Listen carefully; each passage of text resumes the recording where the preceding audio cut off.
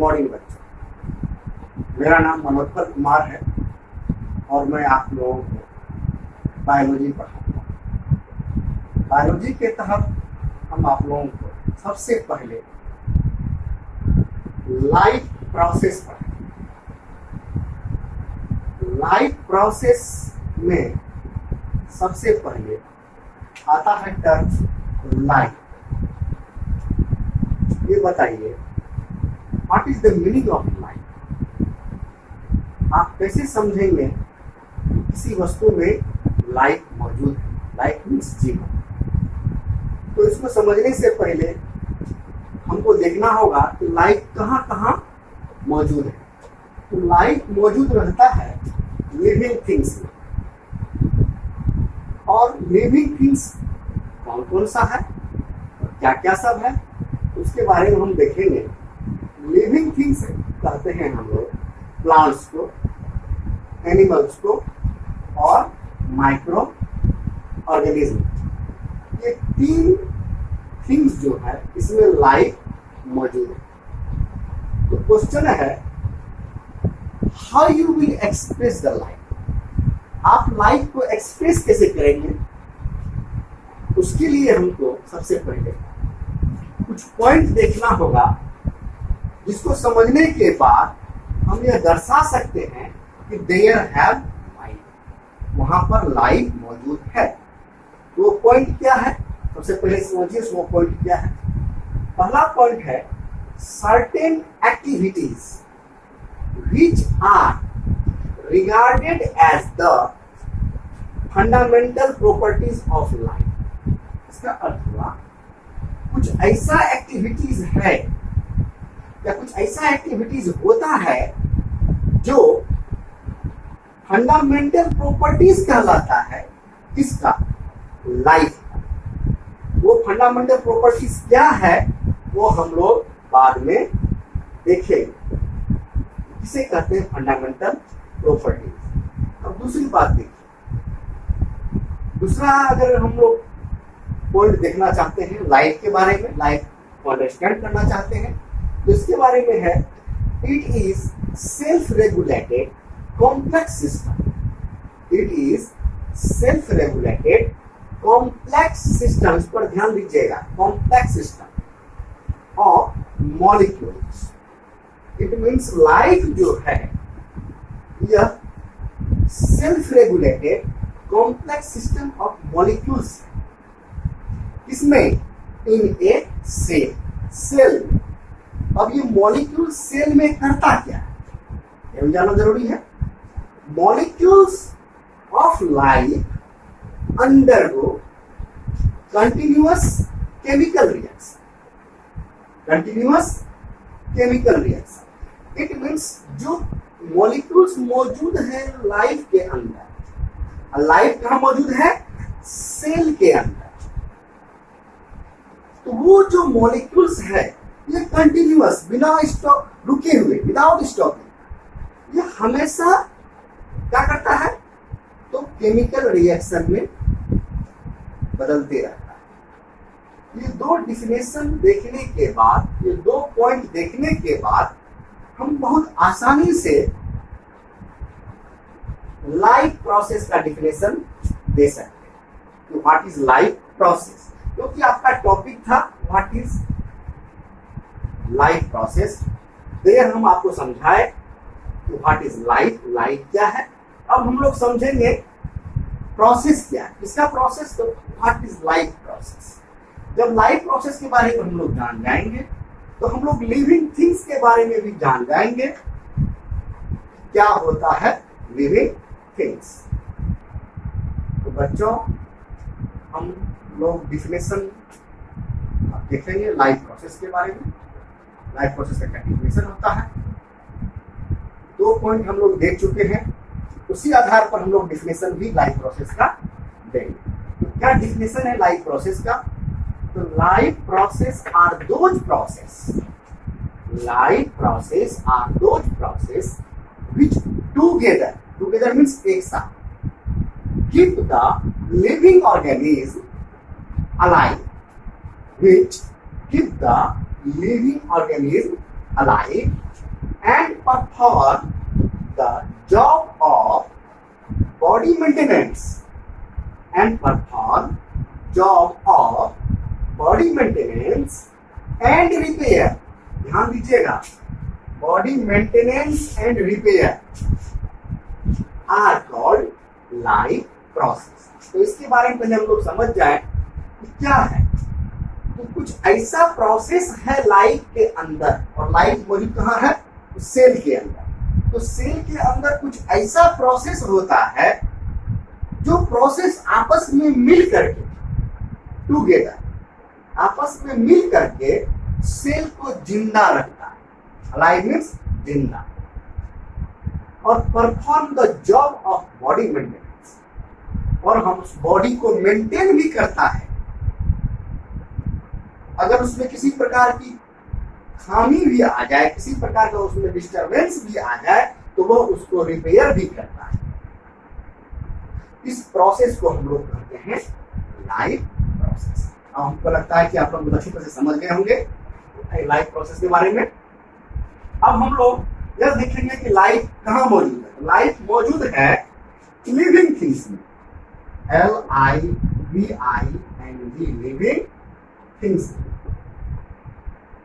तो हम लोग अब लिविंग थिंग्स का डिफिनेशन देखेंगे। क्या कैसे हम लोग कह सकते हैं that things are living things. बच्चों, अब हम लोग लिविंग थिंग्स का डिफिनेशन को देखेंगे। क्या है definition of the living things? तो living things are complex organisation of molecules. थोड़ी देर पहले हम आपको मॉलिक्यूल्स के बारे में बोले थे और अंडरलाइन भी किए थे। यह सेल के अंदर इसका एक वाइटल रोल होता है। तो क्या डिफिनेशन है? Living things are complex organisation of molecules which perform certain life process. इसका मतलब है लाइफ प्रोसेस में योगदान है मॉलिक्यूल्स का। इसी मॉलिक्यूल्स का योगदान है लाइफ प्रोसेस में। That process is called fundamental properties of life. जो ये मॉलिक्यूल सेल के अंदर प्रोसेस करता है, जो इसका प्रोसेस इसके अंदर ये अपना निभाता है सेल के अंदर, उस प्रोसेस को फंडामेंटल प्रॉपर्टीज ऑफ लाइफ का। अब है क्या क्या क्या सब है फंडामेंटल प्रॉपर्टीज ऑफ लाइफ, उसको हम लोग एक एक करके देखें। तो क्या है प्रॉपर्टीज ऑफ लाइफ? अब देखिए बच्चों, अब हम लोग फंडामेंटल प्रॉपर्टीज ऑफ लाइफ को देखें। क्या है लाइफ का फंडामेंटल प्रॉपर्टी? तो सबसे पहला है लाइफ का फंडामेंटल प्रॉपर्टीज न्यूट्रिशन। बिना न्यूट्रिशन का लाइफ संभव नहीं। उसके बाद digestion, respiration, circulation, transportation, excretion, growth, movement, control and coordination. उसके बाद response to stimulus, life span and phases, repair और maintenance, और लास्ट इवोल्यूशन। तो क्या है हमारा फंडामेंटल प्रॉपर्टीज? हम लोग फिर से देखेंगे। न्यूट्रिशन, यह बहुत ही इंपॉर्टेंट थिंग्स है लाइफ के लिए। बिना न्यूट्रिशन का लाइफ संभव नहीं है, जो हमने कहा अभी तुरंत। जब न्यूट्रिशन होगा तो इसका डाइजेशन भी होगा, जब डाइजेशन होगा तो इसका सर्कुलेशन भी होगा, सर्कुलेशन होगा तो ट्रांसपोर्टेशन भी होगा। ट्रांसपोर्टेशन कहाँ होगा? तो सेल टू सेल में, एक सेल से दूसरी सेल में, या अगर यूनिसेलुलर है पूरे बॉडी में होगा यूनिसेलुलर के। जब ट्रांसपोर्टेशन होगा, जो वेस्ट मटेरियल शरीर के अंदर जो बचेगा, जो रहेगा, उसका एक्सक्रीशन भी होगा। जब ये सब प्रोसेस बॉडी के अंदर होगा, चाहे वो यूनिसेलुलर हो या मल्टीसेलुलर। यूनिसेलुलर और मल्टीसेलुलर के बारे में हम लोग आगे चल के देखेंगे, क्या है यूनिसेलुलर, क्या है मल्टीसेलुलर।